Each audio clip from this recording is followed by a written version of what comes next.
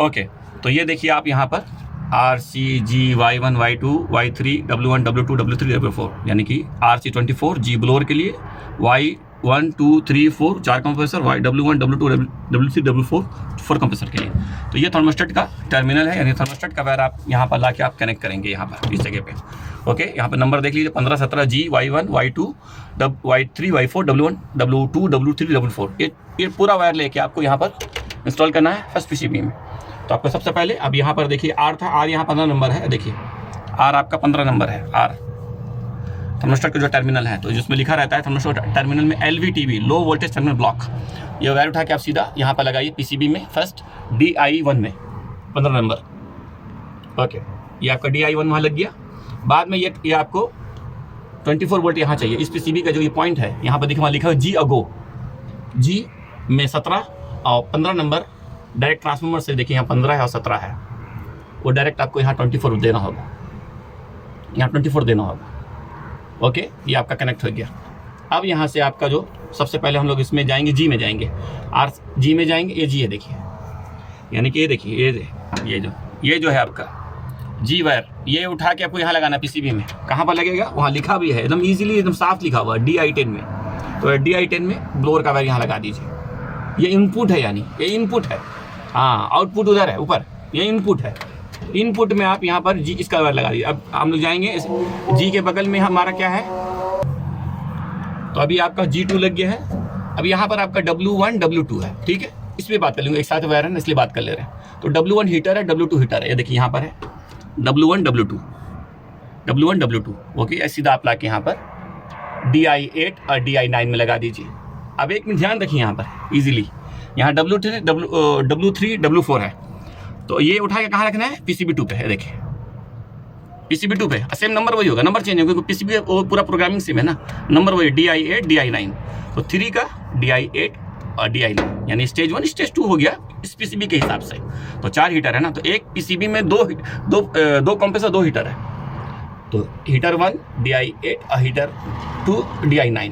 तो सेम दूसरा PCB में जाएंगे तो प्रोग्रामिंग तो सेम है, तो W3 का आप लगा दीजिए, सेम नंबर वही होगा DI8 और ये आपका हो गया हीटर का। अब हम लोग जाएंगे कूलिंग के ऊपर जाएंगे। अब यहाँ से कूलिंग उठाइए Y1 लेके जाइए। Y1 कहाँ पर आपका है, Y1 PCB1 पे जाइए, PCB1 ये Y1 आपका दिख रहा है। Y1 को कहाँ लगाएंगे आप, DI6 में, DI6 बाद में Y2 है, तो Y2 सेम यहाँ आपको वहाँ थर्मोस्टेट का टर्मिनल से उठा के Y2 को उठा के लेके आप आके वहाँ ले जाइए। कहाँ पर आप लेके जाएंगे, Y7 पे, DI7 पे। ये हो गया आपका Y3 Y4 PCB2 पे जाइए, PCB2 पे जाके आप सेम नंबर वही होगा DI6 DI7। तो ये आपका पूरा कनेक्ट हो गया, ये पूरा इनपुट सब है, यानी थर्मोस्टेट से जब डिमांड आएगा तो PCB आउटपुट करेगा। ये अब आपका कनेक्ट हो गया। ओके, अब आप तो इसीलिए मैं बोला अगर PCB1 का आप समझ गए तो नंबर 2 का आपको समझ मुश्किल नहीं, वो इजीली समझ जाएंगे। तो सेम इसीलिए एक PCB पे ही रहते हैं। तो हो गया, लेकिन फिर भी बता देंगे आपको। तो ये आपका कंप्रेसर 1 2 हो गया, 3 4 भी हो गया। अब आपका रहा यहाँ पर आपका 1 2 3 4, ये क्या है, ये सेफ्टी स्विच का है 21A और 29A, 21B 29B। मैंने पहले भी बताया था पुराना वीडियोस में। ये 1B जो है ये स्टेज के हिसाब से चेंज हो जाता है। ये A बोले तो stage 1, B stage 2, C stage 3 और D स्टेज 4। तो इसमें 4 कंप्रेसर है। तो ये फर्स्ट PCB में हमने कहा कि 2 कंप्रेसर या 2 कॉन्टेक्टर 2 हीटर को कंट्रोल करेगा। और इसमें से 21 और 29 ये LP HP को सीरीज करके जब आप सीरीज कर देंगे उसमें से 2 वायर निकलेगा। तो 2 वायर को आप यहाँ कनेक्ट करेंगे DI2 और DI3 पे, स्टेज 1 का। स्टेज 2 का DI4 DI5 एकदम नंबर से भी है, वो सीरियल नंबर से भी है। तो DI4 क्लियर हो गया। तो सेम आप इसमें आ जाइए, PCB2 पे आ जाइए, तो सेम वही है, नंबर तो वही होगा आपका, लेकिन आपका ये C हो जाएगा। यहाँ अब C हो गया क्योंकि कंप्रेसर 3C है उसका कंट्रोल।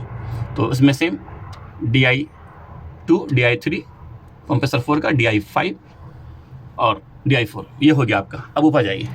ओके, अब आपका ये है, ये पूरा इनपुट्स हो गया। गिनती के तो वायर है टोटल 7 और प्लस 3 10 वायर है यहाँ पर, 2 पावर के लिए 12 हो गया। अब आपको ये वायर समझना है, बस यही वाला, इसी में पूरा खेल है बस। ये वायर देख लीजिए क्योंकि PCB से जुड़ा हुआ है, आपको समझ में आएगा। स्पेशली ये दोनों, बस ये दोनों देखिए। ओके, ये दोनों देख लीजिए। ओके, अब आइए आप आगे। ओके, अब PCB में सबसे पहला ये C1 में देखिए, वहाँ 1 नंबर है, तो 1 नंबर को यहाँ से उठाया, वो ये क्या है, ये फेस है, यहाँ से ये फेस है, ये फेस और 2 न्यूट्रल है। पहले 2 जामिल का ये दोनों मिला के 220 होता है। ये फेस और ये न्यूट्रल लाइन है, 220 लाइन है। यहाँ से फेस उठा के डायरेक्ट पीसीबी मिलाया।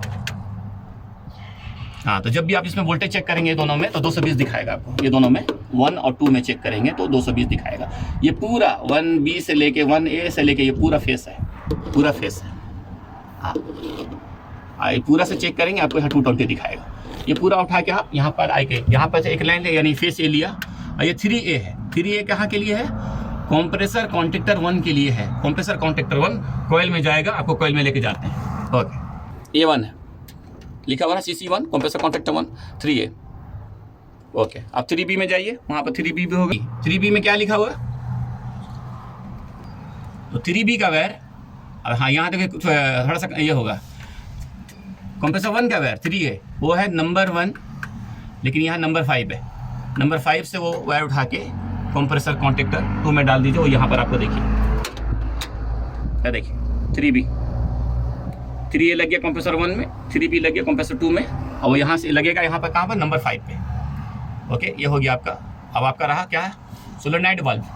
ये 4A नंबर 2, ये सोलेनॉइड वाल्व के लिए 4A सोलेनॉइड वाल्व के लिए। ये उठा के सीधा आप ये सोलेनॉइड वाल्व में चल जाएगा। सोलेनॉइड वाल्व का जो कॉयल है 220 का, उसमें एक वायर चल जाएगा, और सोलेनॉइड वाल्व का दूसरा जो वायर है वो आपका उसमें चल जाएगा न्यूट्रल लाइन में, यानी 2 नंबर पर चल जाएगा। ओके, हाँ ये हो गया।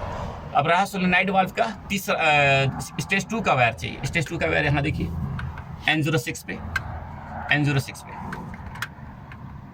वो यहाँ से उठा के आप सीधा सोलेनॉइड 2 में चल जाएगा। स्टेज 2 का तो ये सोलेनॉइड वाल्व का हो गया। ये कंप्रेसर 1 कंप्रेसर 2 सोलेनॉइड वाल्व 2 का हो गया। इसमें थोड़ा सा नीचे आ जाइए दूसरा पीसीबी में, देखिए सेम यहाँ पर वही होगा, सेम वही है, सेम जैक नंबर 1 है और यहाँ 5 है। तो कंप्रेसर 3 जैक नंबर 1 पे लगाइए, कंप्रेसर आपका 4 नंबर 5 पे। सोलेनॉइड वाल्व का सेम है, सेम उसी जगह पे है नंबर 2, और ये आपका नंबर 6 4D। हाँ, और इसका कलर भी है जामिल का, जो सोलेनॉइड में जामिल यूज़ करता है, ऑरेंज कलर का वायर सोलेनॉइड वाल्व के लिए जामिल यूज़ करता है। तो ये आपका हो गया। हाँ,